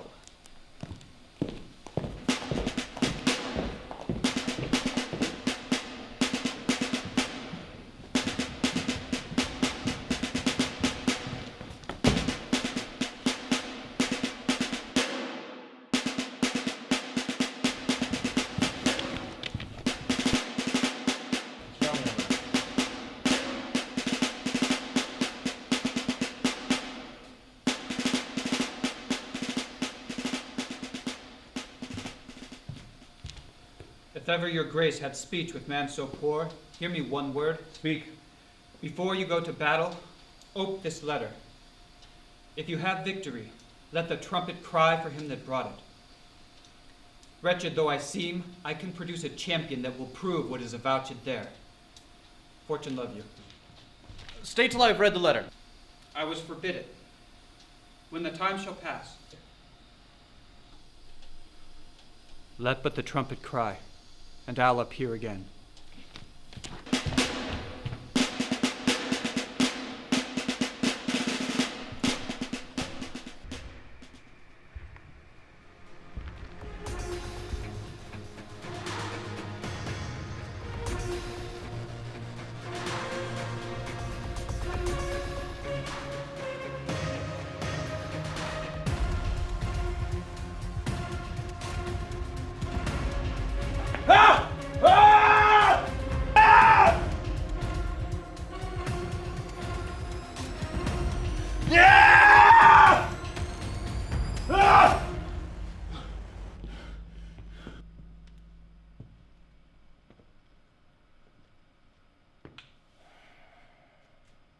To both these sisters have sworn my love, each jealous of the other, as the stung are to the adder. Which of them shall I take? Both? One? Or neither? Neither can be enjoyed if both remain alive. To take the widow exacerbates, makes mad her sister Goneril, and hardly shall I carry out my side, her husband being alive. Now then, we'll use his countenance for the battle. With that done, let her who would be rid of him devise his speedy taking off. As for the mercy he plans to Lear and Cordelia, with the battle won and they within our power, never shall they see his mercy. For my state stands to defend, not to debate.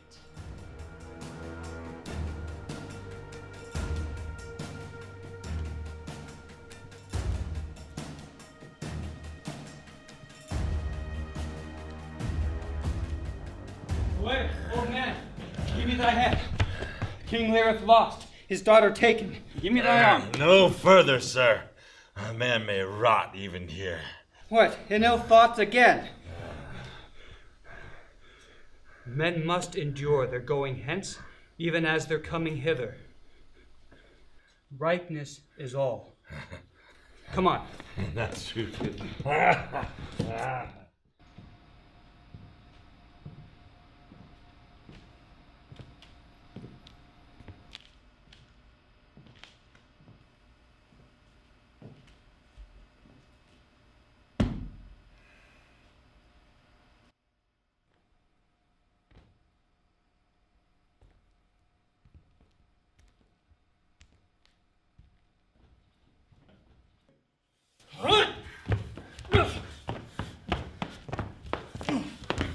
We are not the first who with best meaning have incurred the worst.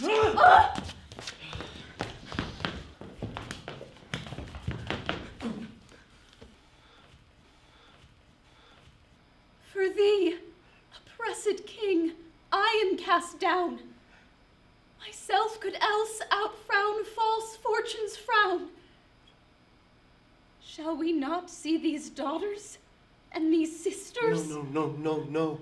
Come, let's away to prison. We two alone will sing like birds in the cage. When thou dost ask me blessing, I'll kneel down and ask of thee forgiveness. So we'll live and pray and sing and tell old tales and laugh at gilded butterflies and hear poor rogues talk of court news.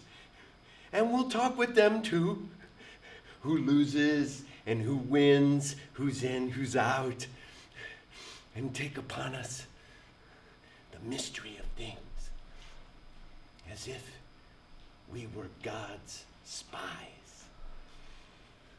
And we'll wear out in a walled prison pacts and sects of great ones that ebb and flow by the moon. Take it away.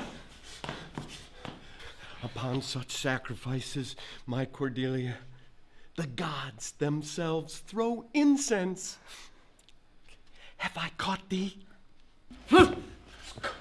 But he that parts us shall bring a brand from heaven and fire us hence like foxes. Wipe thine eyes. The good years shall devour them, flesh and fell, ere they shall make us weep. We'll see 'em starved first.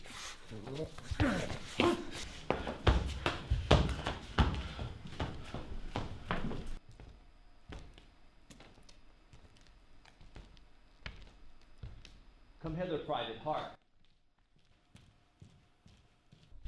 Take thou this note, go follow them to prison.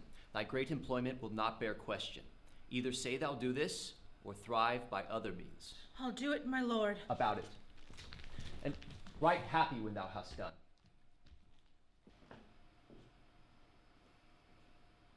Sir, you have showed today your valiant strain, and fortune led you well. You have the captives who are the opposite of this day's strife. I do require them of you. Sir, I thought it fit to send the old and miserable king to some retention. With him, I sent the queen. And they are ready tomorrow or at further space to appear where you shall hold your session. At this time, we sweat and bleed.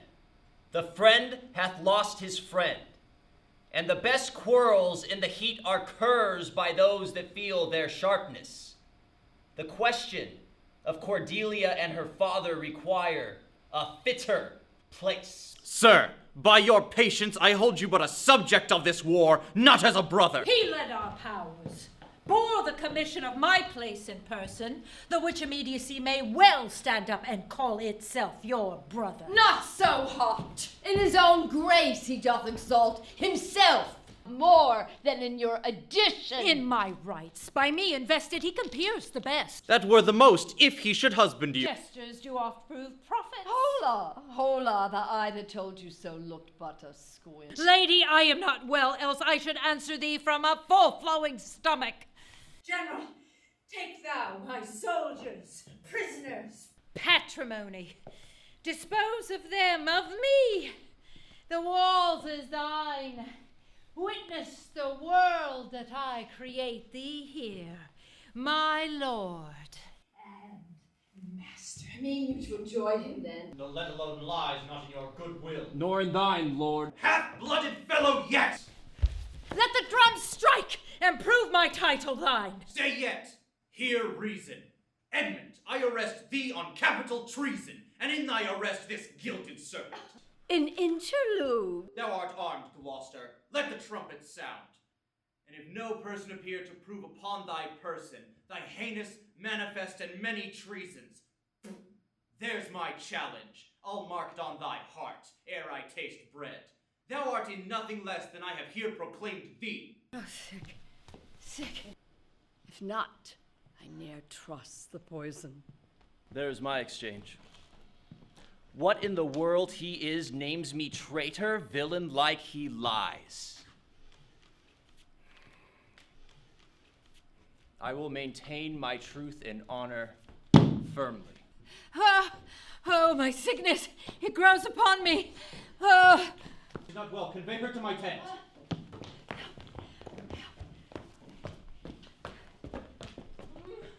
Let the trumpet sound. If any man of quality or degree within the lists of the army will maintain that Edmund, supposed Earl of Gloucester, is a manifold traitor, let him appear by the third sound of the trumpet. He is bold in his defense.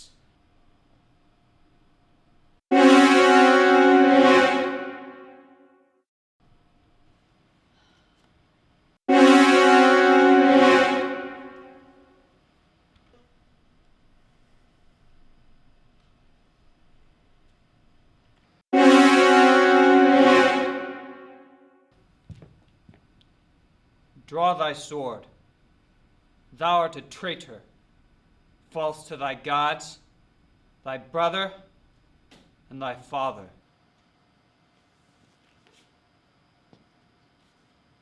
Back do I toss these treasons to thy head. This sword of mine shall give them instant way, where they shall rest forever.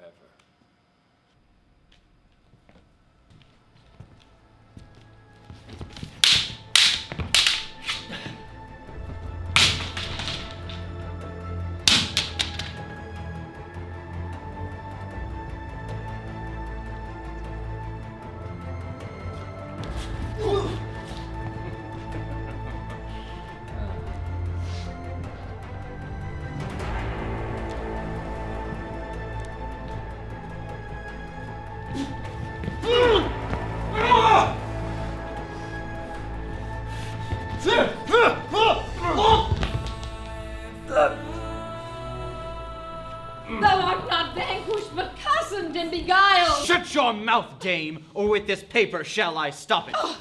Thou art worse than any name. Read thine own evil. No tearing, lady, I perceive you know it. Say if I do. The laws are mine, not thine. Who can arraign me for't? Most monstrous! Knowest thou this paper? Ask me not what I know. Go after her, she's desperate. Govern her. What you have charged me with, that have I done, and more, much more. Time will bring that out. But what art thou? Let's exchange charity.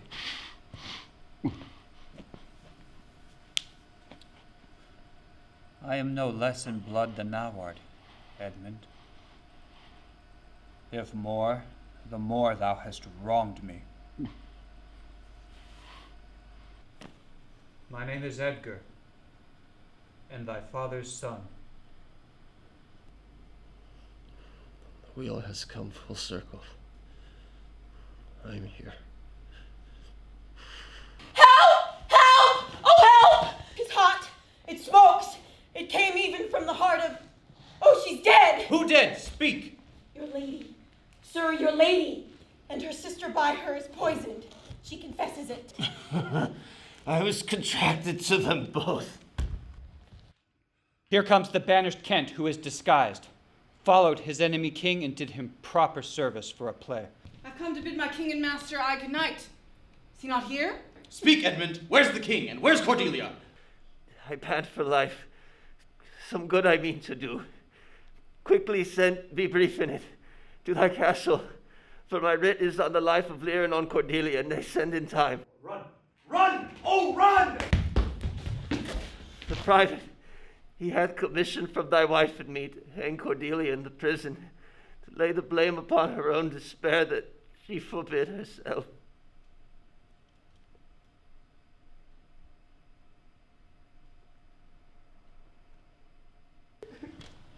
How? Oh, you are men of stones. Had I your tongues and eyes, I'd use them so that heaven's vault will crack.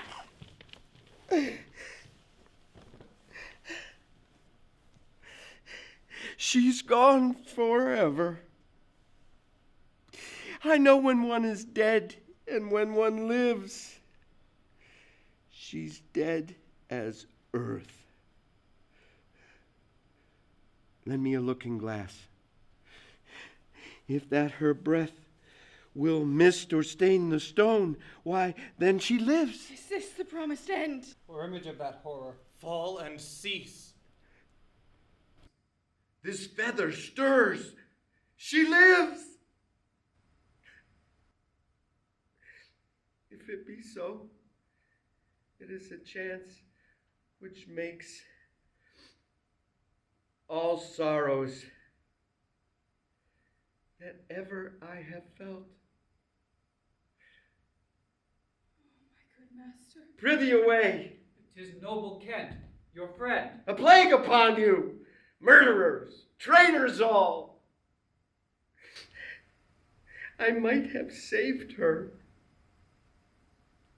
Now, she's gone forever.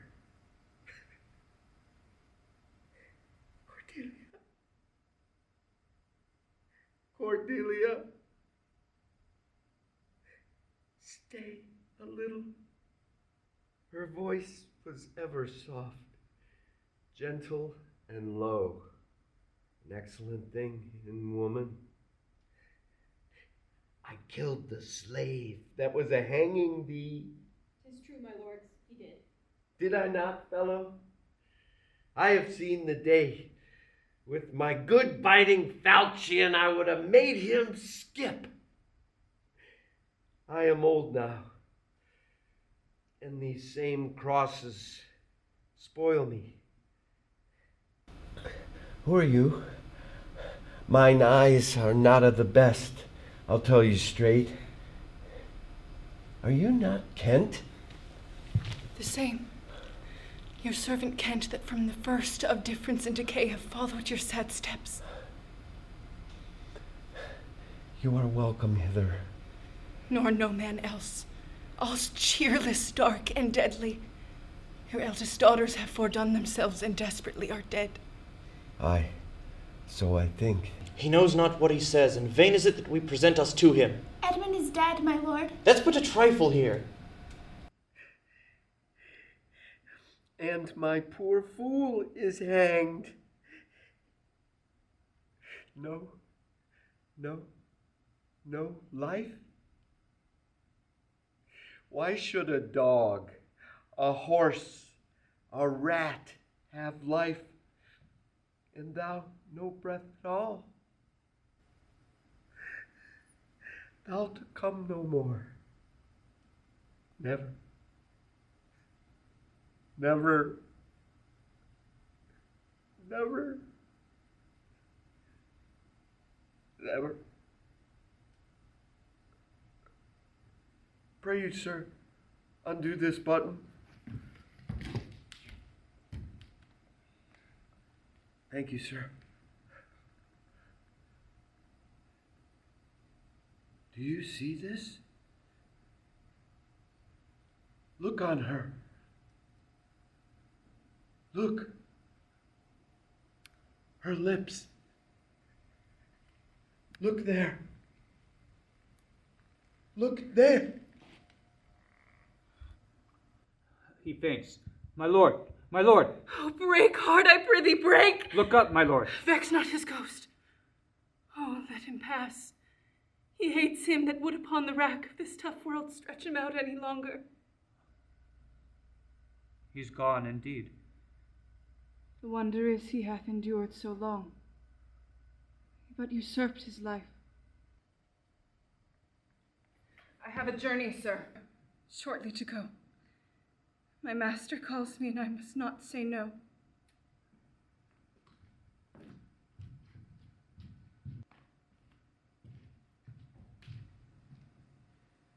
The weight of this time we must obey. Speak what we feel, not what we ought to say. The oldest hath borne most.